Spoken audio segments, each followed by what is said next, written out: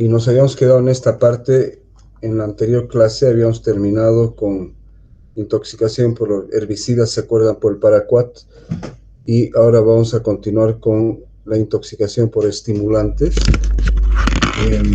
Dentro de los estimulantes están, ya habíamos mencionado antes, la anfetamina, la dextroanfetamina, la metanfetamina, la fenmetracina y la cocaína, y con su alcaloide derivado que está tan de moda en el mundo actualmente, el crack. Las anfetaminas, pero no la cocaína, son activas por vía oral y todas producen un efecto rápido, es decir, una subida cuando se administran por vía intravenosa. Es mucho más común, obviamente, el uso de anfetaminas, aunque muchas de ellas hoy en día son prohibidas y no se las comercializa legalmente, pero sí en algunas situaciones sí se encuentra. Generalmente las anfetaminas se han utilizado como fármacos para la pérdida de peso en pacientes que tienen problemas de control de peso, muy utilizadas en actores y en modelos en general, a perder peso o mantener su peso, pero también muy mal utilizadas por estas mismas personas, ¿no? Cantantes, modelos, actores, actrices. La cocaína se suele administrar por vía intranasal, que es la forma más común, lo que se llama el famoso jale, pero también por vía intravenosa o fumada como base libre. Y esto creo que es bien sabido por la mayoría de nosotros. Bien, entonces, como ya hemos dicho, las anfetaminas, las fenilpropanolaminas y la cocaína son los agentes más comúnmente utilizados. La intoxicación por ellas van a producir como manifestaciones náuseas, vómitos, diarrea, calambres abdominales, irritabilidad, y fíjense que aquí lo hemos resaltado, porque esto es muy común en ellos, esa sensación de paranoia que tienen muchas veces las personas consumidoras de estas sustancias, confusión, delirio, euforia, obviamente que este efecto eufórico es lo que induce también a su consumo, alucinaciones auditivas y visuales, temblores, no se olviden que estos producen un efecto simpático, por lo tanto va a haber hiperreflexia, convulsiones, palpitaciones, taquicardia que puede llegar a aumentar la presión arterial en forma muy peligrosa, y arritmias. Y puede producirse colapso cardiovascular, que generalmente es la causa de muerte en estos pacientes que sufren intoxicación por estas sustancias. ¿Cuáles son los signos? Discúlpenme, aquí está equivocado. Simpático-miméticos. Están las pupilas dilatadas, es decir, midriáticas, pero además produce sequedad de boca, palidez, rubefacción cutánea y taquipnea. ¿Ya? Entonces, pupilas dilatadas es patognomónico, aunque no solamente de la intoxicación por estas sustancias, hemos visto que la intoxicación atropínica también produce pupilas dilatadas. El crack, cuando se fuma, provoca una estimulación profunda y rápida de breve duración. Tal vez es por eso que, por su efecto estimulante y por la profundidad del mismo y la velocidad a la cual se produce, es tan utilizada. A veces se toman combinaciones de crack y heroína para regular el efecto estimulante y prolongar el periodo de euforia. Y la rápida desaparición de la euforia, que se denomina el crash o el bajón, a menudo provoca ansiedad, causante de una elevada tasa de adicción entre sus consumidores. Eso los lleva a consumir más, ¿no es cierto? Este crash o este bajón hace que ellos tengan la necesidad de consumir más crack, y así se va estableciendo un círculo vicioso del cual no pueden salir estas personas. Bien, los signos y síntomas de sobredosis en general: exaltación, hiperactividad, verborrea e hipomanía son característicos de las sobredosis de anfetaminas. ¿Ya? Como les digo, las anfetaminas están mucho más controladas hoy en día, pero obviamente se las consigue fuera de los medios legales, ¿no? Ya no es tanta, obviamente, la indicación médica como era antes. Hoy en día están bastante controladas. A menudo puede existir taquicardia, midriasis, insomnio, anorexia, hipertensión, y la sobredosis intensa acentúa estos signos con psicosis y la paranoia que yo les decía antes. Puede haber hipertermia, fiebre, agitación extrema, convulsiones, alucinaciones, coma y muerte. Y en el caso de la cocaína es muy importante tomar en cuenta que produce o puede causar arritmias cardíacas con muerte súbita y convulsiones tónico-clónicas, ¿no? Entonces, estas intoxicaciones generalmente son por uso indebido, ya sea de anfetaminas o también obviamente la cocaína. El tratamiento, lo más importante, las medidas de sostén, ¿no? Es decir, soporte de vida para el paciente, el enfriamiento para la hipertermia que puede existir mediante el uso de salicilatos y medios físicos. Si es que existen convulsiones, se usa comúnmente las benzodiazepinas por vía endovenosa, el diazepam de 5 a 10 miligramos o el midazolam de 2 a 10 miligramos. El haloperidol y el droperidol deben evitarse por su efecto anticolinérgico que dificulta el enfriamiento de la hipertermia. Entonces, no se debe usar en la intoxicación haloperidol y droperidol. Neurolépticos o neurolépticas atípicos como olanzapina, 10 miligramos intramuscular u oral cada 2 horas. Si hay hipertensión arterial, la administración de fentolamina, que es un bloqueante alfa puro, 1 miligramo o 0,1 ml endovenosa a un ritmo de 21 ml por hora, o la administración de nitroglicerina 15 microgramos por minuto a un ritmo de 21 ml por hora. Esto es importante porque la hipertensión arterial, en este caso de intoxicación, no es una hipertensión arterial común y corriente, sino que es una hipertensión arterial que podríamos llamarlo, entre comillas, de tipo maligno, ¿no es cierto? Es extremadamente importante tratar de revertir esto.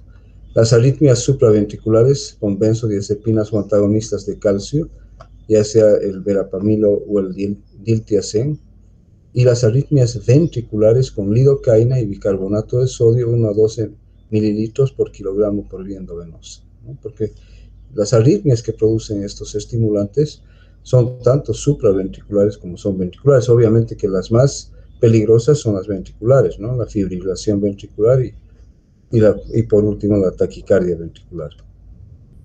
El síndrome coronario agudo que puede ocurrir con esta, no se olviden que estas que producen efectos simpáticos, ¿no es cierto? Entonces pueden llevar a una vasoconstricción y dar lugar a un síndrome coronario agudo. Se trata con benzodiazepinas, con nitroglicerina sublingual o endovenosa y antiagregación plaquetaria.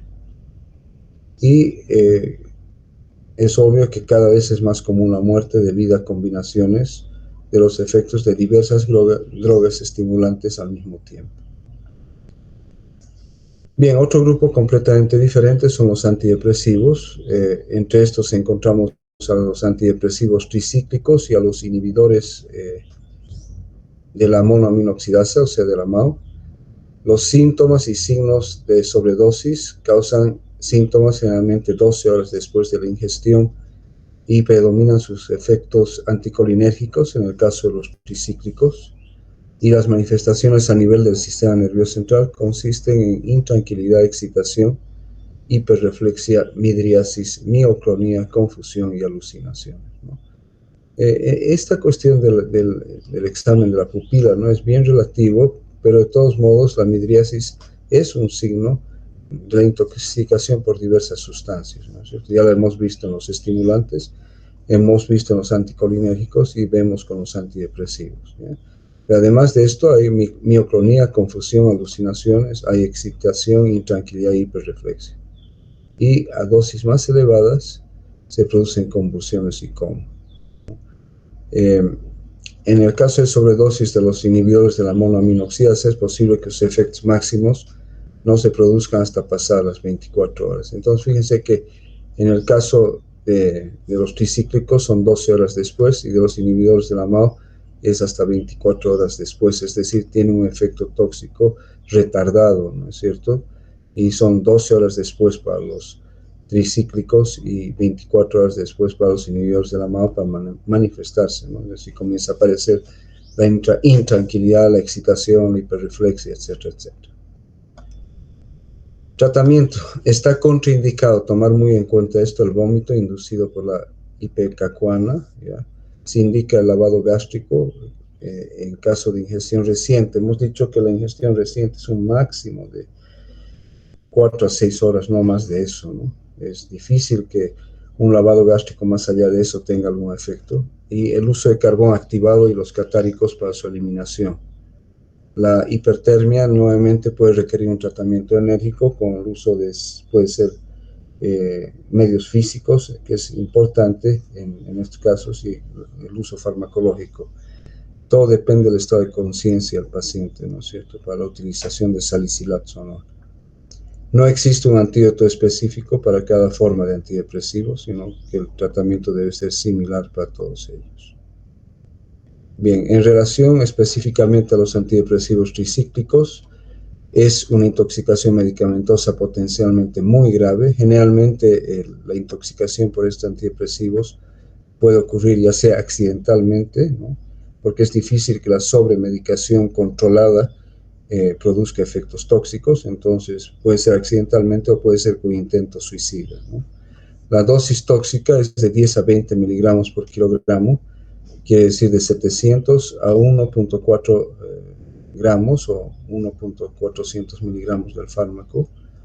A partir de 20 miligramos por kilogramo, la dosis es potencialmente mortal, ¿no? Entonces estamos diciendo que la dosis tóxica va de 10 a 20 y a partir de 20 es potencialmente normal. Generalmente el cuadro clínico se presenta como un coma superficial con clínica anticolinérgica, ¿no?, boca seca, midriasis, etc., convulsiones y hallazgos en el electrocardiograma compatibles con esta intoxicación.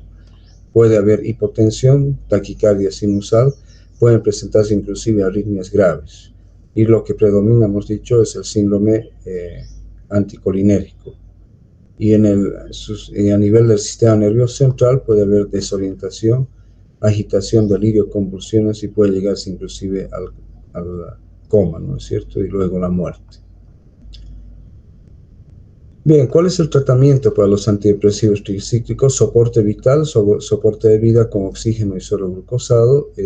Si se produce arritmia ventricular, utilizar lidocaína en bolo endovenoso de 1 miligramo kilogramo y perfusión continua luego de 3 miligramos por kilogramo por hora. Inducir el vómito si no está nubilado o si no, pasar al lavado gástrico y la aspiración gástrica. El uso de carbón activado con el vaciado gástrico respectivo. Si se producen convulsiones, recuerden siempre que el diazepam, que es un benzodiazepínico, está entre los mejores anticonvulsionantes. Se puede utilizar en dosis de 10 miligramos, 5 a 10 miligramos por vía endovenosa en 100 ml de suero fisiológico, pasar en 10 minutos. Y si fuese necesario, inclusive derivar a la unidad de terapia intensiva, o sea, de cuidados intensivos, incluso en pacientes asintomáticos, ¿ya? Y tomar en cuenta que la taquicardia sinusal es criterio de ingreso. Es decir, si el paciente comienza a presentar una taquicardia de tipo sinusal, es decir, controlada por el marcapaso anatómico del cuerpo, entonces hay una taquicardia sinusal, es criterio de ingreso, y la evaluación psiquiátrica del paciente es urgente, ¿no es cierto? Por eso les decía, generalmente estas intoxicaciones por antidepresivos tricíclicos se produce accidentalmente o con intentos suicidas, ¿no? Difícil que se sobredosifique, a no ser que se haya dejado al paciente que utiliza estos fármacos acceso libre al fármaco. Los fármacos antiarrítmicos, ¿ya? La ingestión aguda de más del doble de la dosis diaria habitual es potencialmente tóxica. Fíjense que dentro de los antiarrítmicos, entonces el margen de seguridad es muy bajo. Y por eso decimos que solamente el doble de la dosis normal ya puede dar, de la dosis habitual diaria, puede dar lugar a manifestaciones tóxicas, que consisten en náuseas, vómitos, diarrea, letargo, confusión, ataxia, bradicardia, arritmias, hipotensión y colapso cardiovascular, ¿no? Entonces, fíjense de que una dosis doble de la normal ya puede haber esto, ¿no es cierto?, y llegar inclusive a la hipotensión y al colapso cardiovascular. ¿En qué consiste el tratamiento para la intoxicación por antiarrítmicos? En descontaminación del aparato digestivo y terapéutica de sostén. Las arritmias se tratan con lidocaína, con fenitoína y bretilio, y en sobredosis por los fármacos antiarrítmicos de las clases 1A o 1C, el bicarbonato o el lactato sódico pueden ser útiles, pero solamente en los de tipo 1A o 1C. La torsad de Point se trata con sulfato de magnesio, 4 gramos o 40 ml de solución al 10% endovenosamente durante 10 a 20 minutos, o con sobreestimulación con isoproterenol o la instalación de un marcapasos, ¿no? Entonces, fíjense que la afección cardíaca puede ser muy importante con este tipo de fármaco. Alucinógenos. En este grupo de fármacos entonces se encuentran la dietilamida del ácido lisérgico, el famoso LSD, el 2,5-dimetoxi-4-metilanfetamina, conocida como la sigla de STP, la trimetoxitriptamina, TMA, la mescalina, muy común y su utilización en México fundamentalmente, la fenciclidina o polvo de ángel, conocida también como el PCP, la psilocibina, la tiociclodina, TCP, la delta 9 tetrahidrocannabinol, el THC, y la marihuana o el cannabis. Muchos de estos agentes provocan alteraciones del estado de percepción, alucinaciones, euforia e ilusiones. Pero recordar que en prácticamente todos estos no se utiliza, a no ser que hoy en día el tetrahidrocannabinol, que se utiliza médicamente, y de cierta manera el cannabis, pero el resto de estos fármacos se utilizan generalmente en forma de consumo prohibido e inadecuado, ¿no es cierto?, que lleva a intoxicación por estos alucinógenos, ¿no? De estos tal vez los más conocidos son el LSD, el polvo de ángel, PCP, y los otros, ¿no?, el cannabis y médicamente el cannabinol, como les decía. Entonces pueden provocar alteraciones del estado de percepción, alucinaciones, euforia e ilusiones. Las manifestaciones clínicas de sobredosis consisten en taquicardia, hipertensión, pupilas dilatadas, temblor, hiperreflexia, ataxia e incoordinación motora. La PCP, que hemos dicho que es la fenciclidina o polvo de ángel, o el PCP, la PCP, puede causar una reacción disociativa con sensación de despersonalización. Sin embargo, dosis más elevadas pueden causar rigidez muscular, pueden llevar a paranoia, estados catatónicos, es decir, que el paciente parece muerto pero está vivo, está como una parálisis rígida, puede dar lugar a convulsiones, a coma y muerte. La toxicidad por PCP, ¿no?, el polvo de ángel o fenciclidina, consiste en necrosis hepática, necrosis muscular con mioglobinuria e hipertensión arterial grave. O sea, es extremadamente severo y grave el caso de intoxicación por PCP. En el caso del tetrahidrocannabinol, o sea, el THC, ocasiona inyección conjuntival. Los ojos están completamente rojos, hay sequedad de boca como manifestación anticolinérgica, hay taquicardia, hay ansiedad y psicosis. En el tratamiento considera que todos los productos de este grupo pueden causar reacciones letales, y los fármacos más útiles para contrarrestar sus efectos son las benzodiazepinas y las butirofenonas, es decir, el haloperidol. Entonces, tomar en cuenta siempre que estos alucinógenos pueden provocar intoxicaciones rápidamente y de características muy graves. Se trata entonces con benzodiazepinas y las butirofenonas, el haloperidol. El etanol, el famoso alcohol. Generalmente el diagnóstico de la intoxicación es de tipo clínico. Se debe siempre descartar la hipoglicemia y el traumatismo craneal porque pueden simular un estado de intoxicación por etanol. Las dosis tóxicas son de 5 gramos por kilogramo de etanol en el adulto y de 3 gramos por kilogramo de etanol en el niño.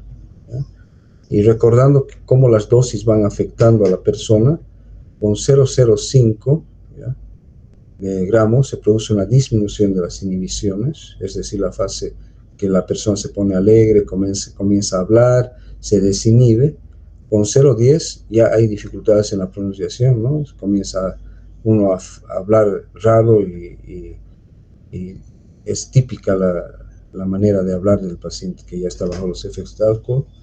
Con 0,20 ya hay euforia y deterioro motriz, ya comienzan a caminar como mareados típicamente o no pueden caminar.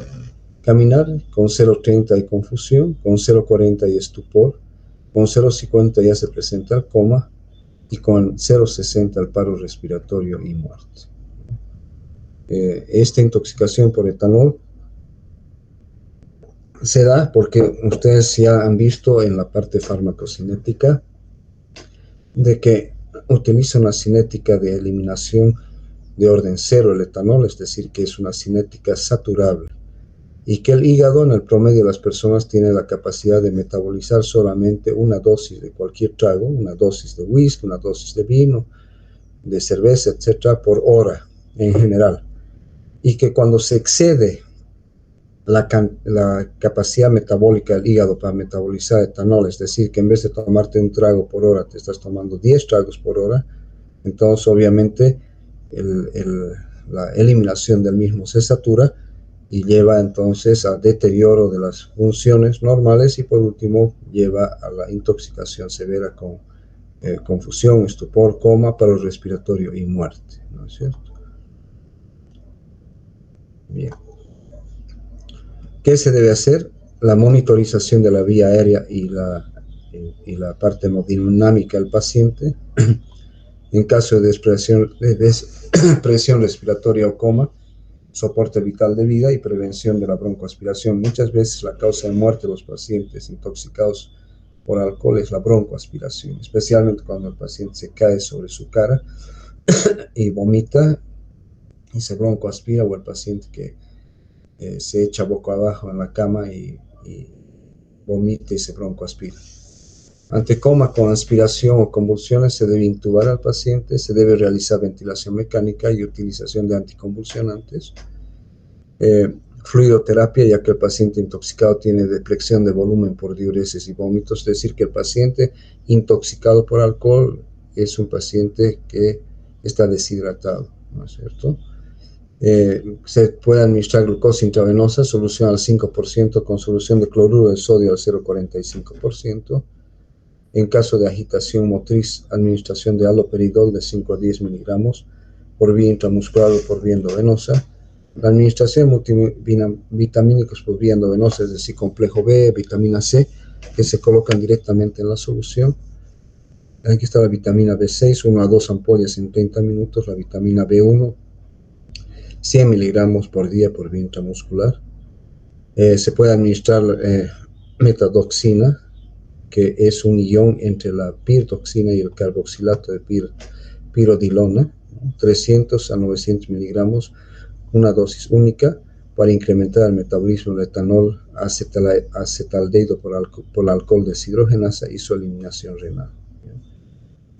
Entonces recordar que la metadoxina incrementa el metabolismo del etanol, porque hemos dicho que en caso de intoxicación el proceso metabólico fisiológico normal está sobresaturado, está saturado y no se elimina la mayor cantidad de alcohol, sino que a un ritmo constante. Esa es la cinética de eliminación de orden cero, ¿no es cierto? En la de primer orden, a mayor concentración, mayor eliminación. En este caso, la eliminación es constante y es saturable. Entonces, la metadoxina sirve para esto. Bien, eso sería en relación a intoxicación alcohólica. Muchísimos de los pacientes con intoxicación alcohólica severa fallecen, ¿no? Entonces, tomar muy en cuenta esto. La intoxicación por digoxina. Ustedes saben que la digoxina es un fármaco inotrópico positivo del grupo de los glucósidos cardíacos. Es utilizado en la insuficiencia cardíaca severa, ¿no es cierto?, cuando existe una alteración de la función ventricular fundamentalmente, y generalmente tomar en cuenta siempre que la digoxina tiene un margen de seguridad muy estrecho, es decir, que la dosis terapéutica es muy cercana a la dosis tóxica y que a veces se alcanzan dosis tóxicas, por ejemplo, en el método de digitalización rápida, en la cual se quiere producir un efecto inotrópico positivo rápidamente, entonces puede llegar a dosis tóxicas. O también puede haber intoxicaciones accidentales y a veces inclusive en intoxicaciones con intentos suicidas que se utilizan la digoxina. En el caso de hiperpotasemia se trata esta con cayexalato, que es un poliestireno de sulfato de sodio, y otras resinas de intercambio iónico. Se puede utilizar insulina y glucosa. Y puede necesitarse atropina y estimulación eléctrica. Entonces la intoxicación por digoxina es generalmente de tipo accidental, pero hay casos en los cuales puede ocurrir en forma de intento de suicida. Y siempre recordar esto de que la digoxina tiene un margen terapéutico muy estrecho que puede alcanzar rápidamente y fácilmente las dosis tóxicas. Bien, tratamiento. Existen anticuerpos, ¿ya? Para el tratamiento de la intoxicación aguda existen anticuerpos antiglucosídicos cardíacos. La dosificación es de que vienen en viales de 40 miligramos y se calcula dividiendo la dosis ingerida de digoxina en miligramos entre 0,6 miligramos del vial de los anticuerpos, ¿ya? Si se desconocen las dosis ingeridas y los niveles séricos, se debe administrar de 5 a 10 viales en el adulto. Estos anticuerpos pueden unirse a las drogas en el suero y el líquido extracelular y redistribuir la droga fuera de los tejidos, incluyendo los tejidos blancos para la intoxicación, que obviamente es el músculo cardíaco, ¿no? Los fragmentos que se conocen con el nombre de fragmentos FAB de 50 kilodaltons son usados en vez que el de 150 kilodaltons. Se puede utilizar la inmunoglobulina G intacta, que es menos inmunogénica y puede ser excretada junto a la droga unida a ella en la orina. Y estos anticuerpos que se utilizan, los anticuerpos antidigoxina FAB, son producidos en ovejas. Son usados clínicamente para el tratamiento de sobredosis de digoxina y se tienen que administrar rápidamente. Entonces, los anticuerpos FAB son utilizados para el tratamiento de la intoxicación por digoxina. Bien, aquí vamos a ver algunos cuadros, ¿no? Tenemos el tóxico por este lado y el antídoto al otro lado. Entonces, en este caso tenemos en esta columna el acetaminofeno. Su antídoto hemos dicho que es un mucolítico, la acetilcisteína, que debe administrarse antes de 8 a 10 horas de la intoxicación, porque el no tratar rápidamente la intoxicación por acetaminofeno o paracetamol puede llevar a una necrosis hepática fulminante. Los inhibidores de la colinesterasa, que son los organofosforados generalmente, se tratan con la atropina, que es un anticolinérgico. Sin embargo, recordar aquí que la atropina tiene más un efecto antimuscarínico y que para el tratamiento de los efectos nicotínicos de estos se debe utilizar los regeneradores de la acetilcolinesterasa, que son las oximas, o sea, la pralidoxima. Las drogas cardiotóxicas, quinidina, antidepresivos tricíclicos, se debe utilizar como antídoto el bicarbonato de sodio. En el caso de intoxicación por flúor y bloqueadores de los canales de calcio, el antídoto es el calcio. En el caso de las sales de hierro, la deferoxamina, que ya la hemos visto. Entonces, en el caso de las digoxina y glucósidos cardíacos, los anticuerpos antidigoxina. En el caso de intoxicación por, aquí está mal, por cafeína, no es cefeína, es cafeína, por teofilina y simpático mimético, se puede utilizar el esmolol, que hemos dicho que es un bloqueante beta selectivo. En el caso de intoxicación por metanol o etilenglicol, se debe utilizar el etanol para que desplace al metanol de la unión con el sitio blanco, y también el fomipisole, que se utiliza en la intoxicación de estas sustancias. En el caso de intoxicación por benzodiazepinas, que hemos dicho que son sedantes hipnóticos, y el zolpidem, se debe utilizar el flumazenil, pero recordar que el flumazenil puede desencadenar convulsiones. En el caso de intoxicaciones por bloqueantes beta-adrenérgicos, el uso de glucagón. En el caso de hipoglicemiantes, obviamente que se debe utilizar la glucosa. Aquí el punto álgido es saber si es una intoxicación que da manifestaciones hipoglicémicas o hiperglicémicas, ¿no es cierto?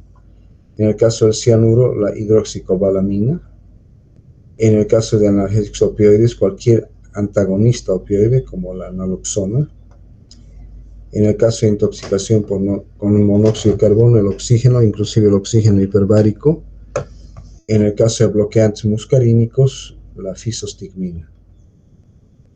Esto a veces cuestionado el uso de fisostigmina, pero se continúa manteniendo dentro de algunos esquemas terapéuticos.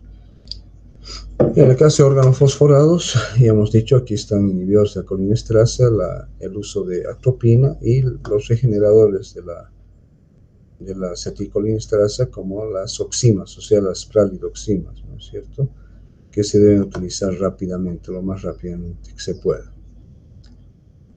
Bien, en este otro cuadro está al revés, está primero el antídoto, el tóxico y las observaciones, ¿ya? Entonces, antídoto, acetilcisteína, tóxico, acetaminofeno, paracetamol, y recordar que los mejores resultados se consiguen si se administran dentro de las 8 a 10 horas posteriores a la sobredosis.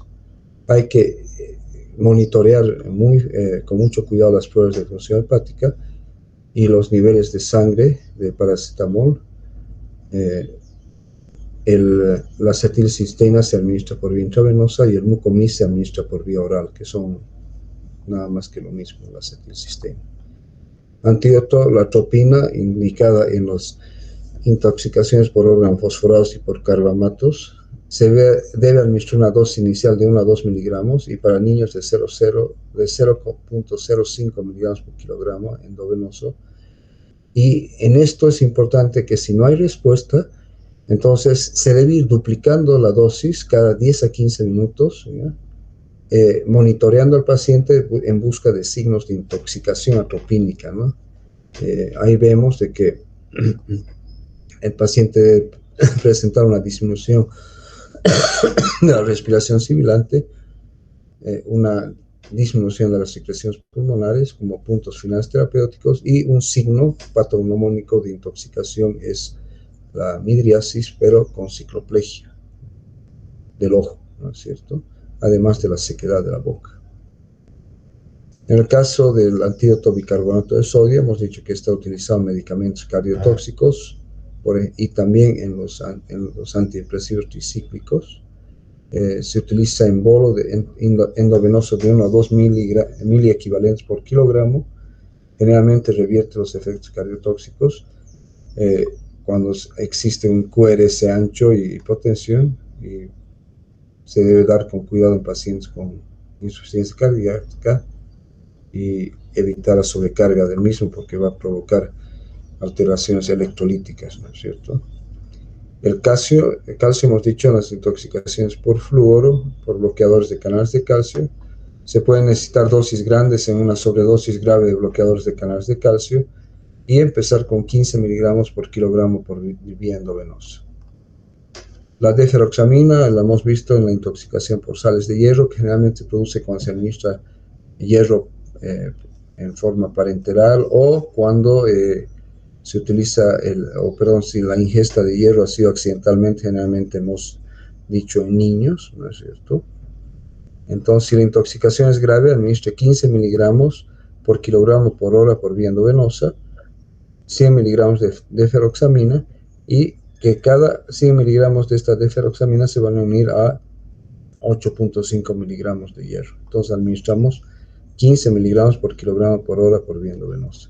100 miligramos de deferoxamina se unen a 8.5 miligramos de hierro. Más o menos así se hace el cálculo. En el caso de los anticuerpos de digoxina, hemos dicho intoxicación de digoxina y glucósidos cardíacos. Un vial se une a 0,5 miligramos de digoxina, y las indicaciones incluyen arritmias graves, hipercalcemia o intoxicación digoxínica grave.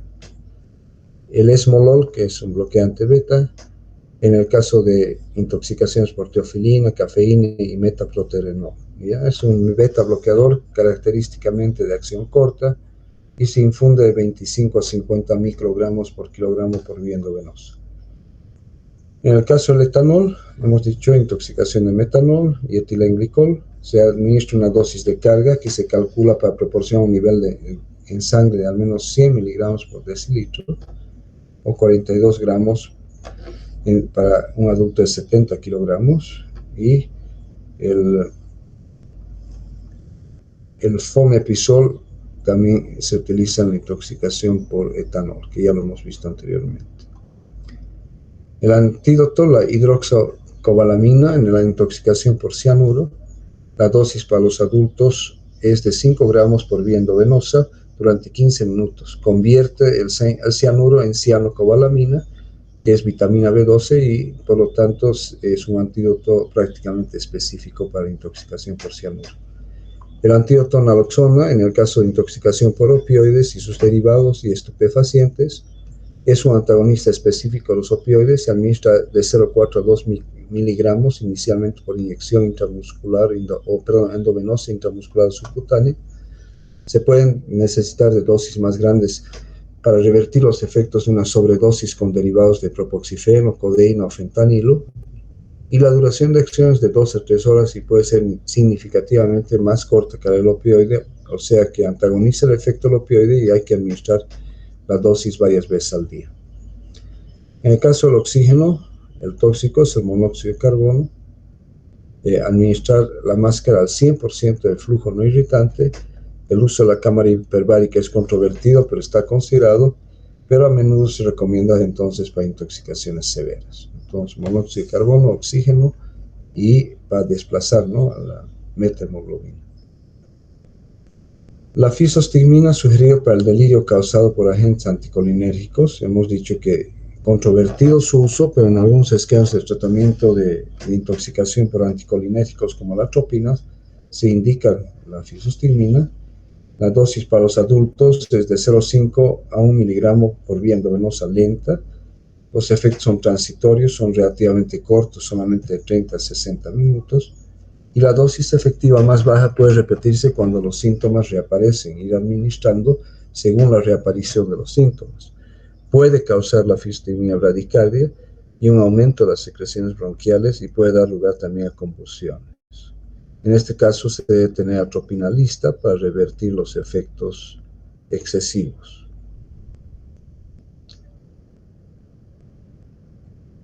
No utilizar generalmente la fisostigmina en casos de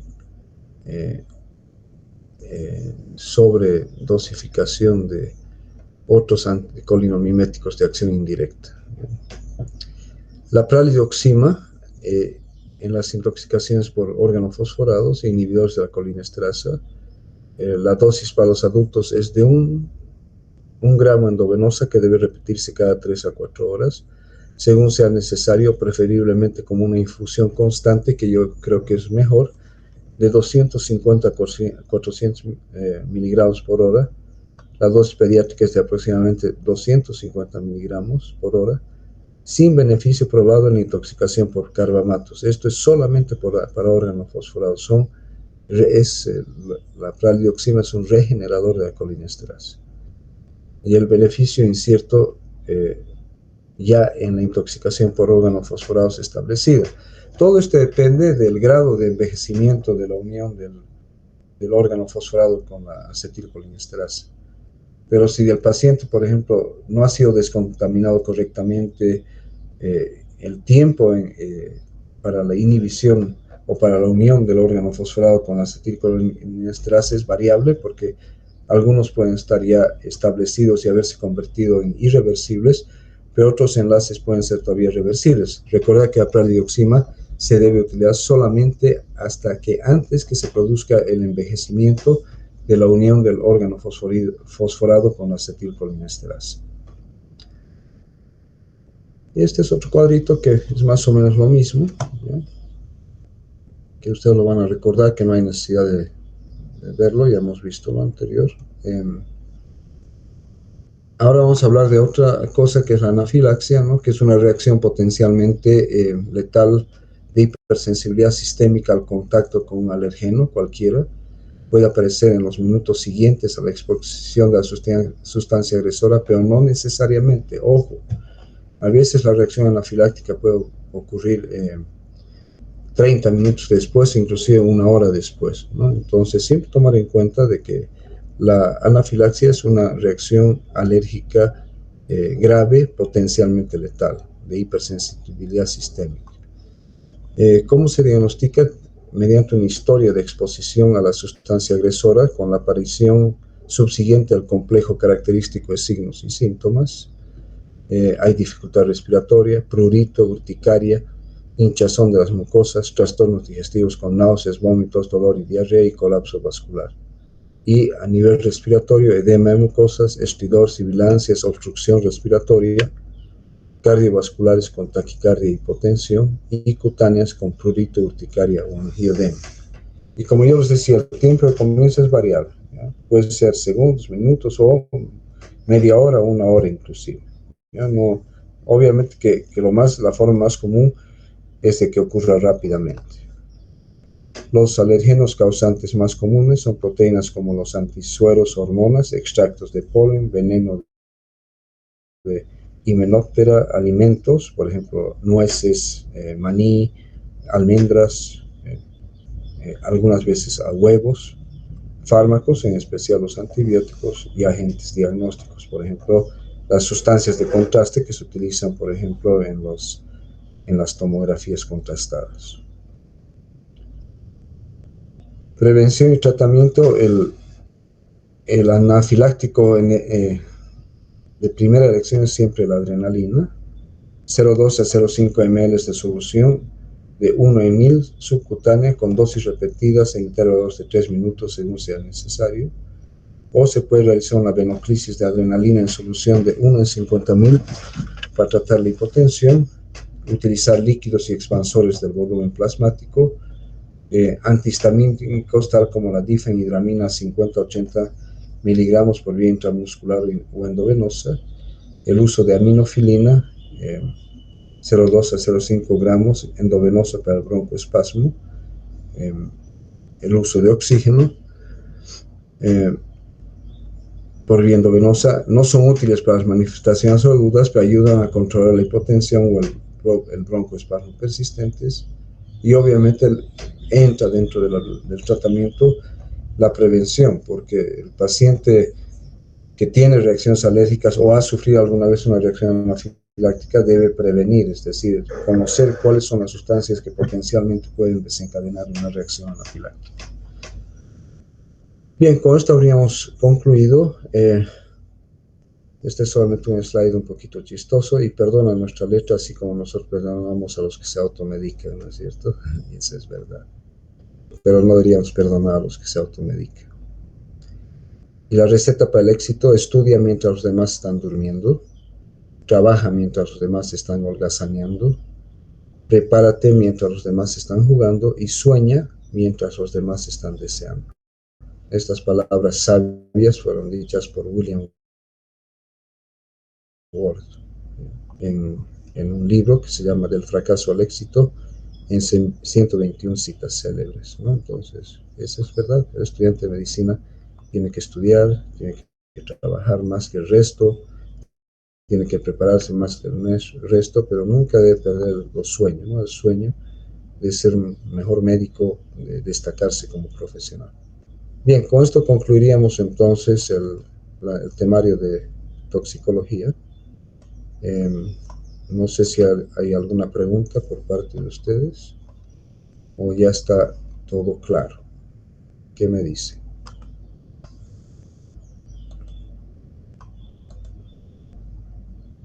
¿Alguna pregunta o ha estado todo claro?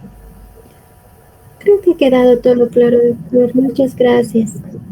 Les voy a subir yo los slides, voy a corregir algunos errorcitos que he notado en algunos de ellos. Y en la tarde, yo creo que hasta la tarde ya les subo el material y por eso habríamos concluido el temario que me corresponde este año a mí. Y continuarían el día de mañana con los temas finales, que ustedes saben que las clases teóricas concluyen el 9 de noviembre. ¿Listo? Entonces, muy buenos días a todos, muchas gracias y disculpen el atraso que fue debido a problemas con mi internet. Muchas gracias. Hasta luego. Usted, doctor. Hasta luego, doctor. Gracias. Gracias, doctor.